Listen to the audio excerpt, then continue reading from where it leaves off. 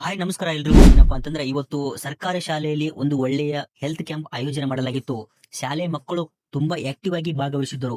ಒಬ್ಬೊಬ್ಬರಾಗಿ ತಮ್ಮ ಆರೋಗ್ಯ ತಪಾಸಣೆ ಮಾಡಿಸಿಕೊಳ್ಳುತ್ತಿದ್ದರು ಮತ್ತು ಕೆಲವೊಂದಿಷ್ಟು ವಿದ್ಯಾರ್ಥಿಗಳು ತಮ್ಮ ಕಣ್ ಚೆಕಪ್ ಮಾಡಿಕೊಳ್ಳುತ್ತಿದ್ದರು ಮತ್ತು ಕೆಲವೊಂದಿಷ್ಟು ವಿದ್ಯಾರ್ಥಿಗಳು ತಮ್ಮ ಬ್ಲಡ್ ಗ್ರೂಪ್ ಅನ್ನ ಚೆಕ್ ಮಾಡಿಕೊಳ್ಳುತ್ತಿದ್ದರು. ಅದೇ ತರನಾಗಿ ಶಿಕ್ಷಕರು ಕೂಡ ಅವ್ರ ಜೊತೆಗೇನೆ ಇದ್ದು ಅವರ ಮಕ್ಕಳಂತೆ ನೋಡಿಕೊಳ್ಳುತ್ತಿದ್ದರು. ಅದನ್ನ ನೋಡಿ ಬಹಳ ಅಂದ್ರೆ ಬಹಳ ಖುಷಿ ಆಯ್ತು ನನಗೆ.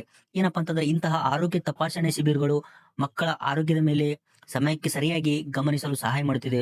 ಈ ತರ ಗ್ರೂಪ್ ಕ್ಯಾಂಪಿಂಗ್ ನಡೆಯಬೇಕು. ಆದ್ರೆ ಈ ಶಿಬಿರದಲ್ಲಿ ನನಗೆ ತುಂಬಾ ಇಷ್ಟವಾದ ಕ್ಷಣ ಬೇರೆನೇ ಇತ್ತು. ಮೊದಲ ಬಾರಿಗೆ ಚಿಕ್ಕ ಮಕ್ಕಳು ಫಸ್ಟ್ ಸೆವೆಂತ್ ಇಂದ ಬಂದಿವೆ. ಸೆವೆಂತ್, ಸಿಕ್ಸ್ತ್, ಫಿಫ್ತ್, ಫೋರ್ತ್ ಈ ತರ ಬಂದಿವೆ.